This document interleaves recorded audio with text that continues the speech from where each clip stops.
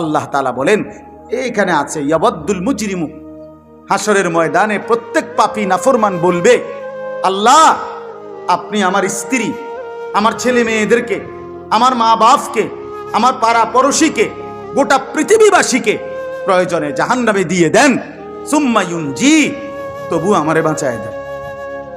আল্লাহ বলবেন কাল্লা, না, কখনোই না, কখনোই না, কখনোই না বান্দা, তোমার কারণে কাউকে শাস্তি দেওয়া হবে না, তোমার শাস্তি তোমাকেই ভোগ করতে, তোমার পাপের শাস্তি তোমাকেই ভোগ করতে হবে। এই জন্য আমরা যদি দয়া করে ফিকির করি, সম্ভব কারোর উপরে আল্লাহ তাআলা কোরআনে আছে, আল্লাহ বলেন আমি আমার একটা বান্দাকেও তার সাধ্যের অতিরিক্ত কোন ইবাদত, আমল, বন্দিগি, হুকুম চাপাই দেয়নি। মানুষ পারবে না,